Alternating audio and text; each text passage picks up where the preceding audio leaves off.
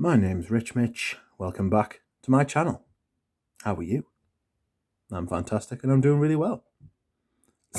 So, today we have yet another vintage haul. I think this is the third video I've made making vintage hauls. Vintage hauls seem to be the only hauls I do. And that's not a bad thing. I've got 4 fragrances here, but I actually got like 7 or 8 bottles. Maybe 9. I can't remember. But the rest were like backups. I got two more backups of Pavarotti Pour Homme. I got a backup of Silver Mountain Water because it's a vintage, and I finally got the Dune with the Christian Dior on the bottle, which means it's a 05 batch code, so it's like a Dune from 2005, which I'm pretty chuffed about. So I ended up getting the seller Enchanté Perfumes from Canada sent me the wrong Dune, so they sent us the right Dune and no extra cost. So I got an extra bottle of Dune for me trouble. So I can't say fairer than that. It's very decent of them. But these are the 4 new fragrances I've got. There's a couple of them are smaller bottles. I'll explain. But the others are they're all interesting fragrances. So I thought I'd make try and keep this one a bit shorter. I'll make a smaller video and just see. And we'll start off with the first one, which is the most outrageous bottle. And it is a bottle of... Whoops. Where are we? This is Kenzo Pour Homme.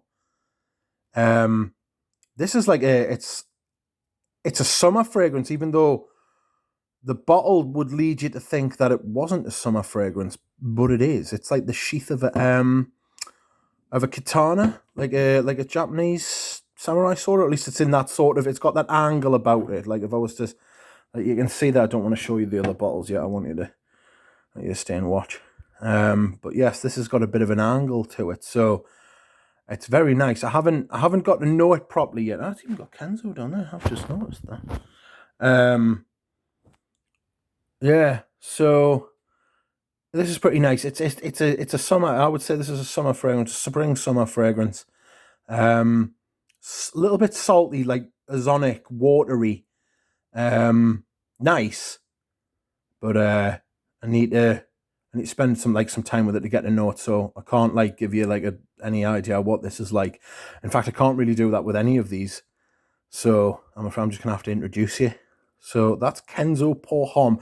This is the vintage. You can tell because it's got all the decoration on the bottle. The new ones are just that shape, without the leaf and without the ridging and without this crazy cap. That's not an inbuilt sprayer because I thought it was at first, but it's not. You take the cap off. Off you come. Oi! There we go. Trying far too hard not to let you see what's back there. Anyway, off back on you go. Okay. Next is a vintage Kenzo again, but this is Kenzo Jungle Pour Homme. It's got a little toothbrush on the top, which is extremely handy. If you need to brush your teeth in a hurry, kill 2 birds with 1 stone in the morning. It's got this crazy ridge and like the bits in between are smooth and that's rough, and it's just like, oh, it just gives you that sort of shivers, It's like the teacher with the blackboard and the nails and that, and it's just like, oh, no. This is more like an amber from what I've smelled. It's very nice, but it's definitely more ambery, spicy, a little. This is like first impression. I only got these today, but this is a vintage bottle. One of my friends told us to get it. Olivier, he knows who he is. He's a good lad. So yes, I've got a bottle of this. This is it's really nice. I'm just looking forward to trying that. Next is something I was gonna buy, and then I decided against it. And the bloke said, "Oh no, look, I'll send you like a small bottle. It's like a 30 ml, and it's got like a bit missing, but it's still got plenty in, and it's like I've bought like quite a few from Enchanté, like a few hauls from Enchanté, and the bloke's really been really good to us. It's another perfume shop in Canada. All the best perfume shops are in Canada. We got the Perfume now on Shantae. So yes, he sent me this. This is like an Italian lavender. It feels like it. I haven't looked up the notes. I like got them. There's my bald head. The bottle's really nice. I like that. That's not quite as... Oh, God. It's got that scratchy surface on the back. It's not as bad as the Kenzo, but... Oh, right, anyway. Don't get distracted. So I'm going to use this. This seems more like a spring-summer fragrance as well, so I need to get used to this. I'll try it throughout the winter and see what it's like just on my hand. I've got some on the back of my hand. It's very pleasant. And the last one is a 30ml bottle of Charles Jourdain Unarmed, and this is the vintage version. This is a 30ml, but he gave me this for free because I bought a 100ml splash, which was very kind of him again. And this is like what you would like think is like my type of fragrance. It's more of like a vintage, like a fougere type thing. It's a classic. It's really good stuff. The bottle's from the 80s.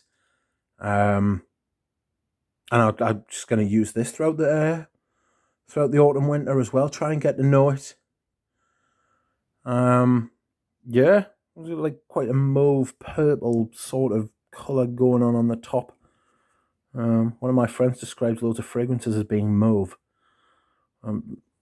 Strange way to describe a fragrance. Anyway, that's Charles Jourdain Unarmed. I also got a couple of bottles of, I've already said, I've got a couple of bottles of Pavarotti, a Silver Mountain Water, and a Dune, a vintage Dune. You may have also noticed, so I can show you all of this now, I've changed over my collection to autumn winter, so the dark big hitters are out. Everybody knows, like, if you're into fragrances, the most, like, a lot of like people who are like into fragrances say that like autumn and winter is the best time because like that's where you're like the most interesting fragrances are. So there's a big bottle of Balenciaga. Hey, big bottle of Balenciaga. I'm gonna go through that. There's a bottle of Cristobal by Balenciaga as well. I wanted to show you something else as well. Has anybody ever heard of this? Obviously, this is Antace. You've heard of this clearly. But you'll see there, Tester. And on the back, it says Sport Cologne. This was only out in 1985 to 1986. Apparently, it tanked. Completely failed as a perfume. And you can't even find it on Fragrantica. It's that rare. It does smell vintage. The reformulations of Antace aren't that bad. You tend to find this with houses that have got an in-house perfumer, that their reformulations aren't so bad because it's like one perfumer working with a perfume that he's already made.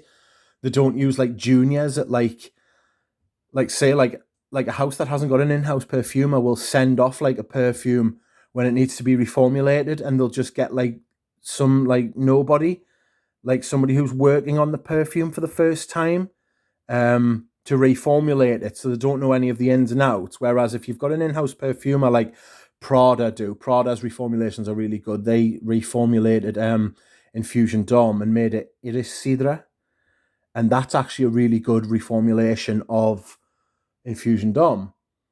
And you like houses like Chanel, and these other houses that have got in-house perfumers, you usually find that their reformulations are superior quality to houses that don't. So the new Antace is really good, but this is really interesting. Slightly different. I'll talk about it more one day. I don't want to say I'll review it because I haven't done any reviews yet, but I'm building up to reviewing because I don't want to mess it up. And I want to get like a tripod, and I want to get some decent equipment because these videos are a bit Blair Witchy.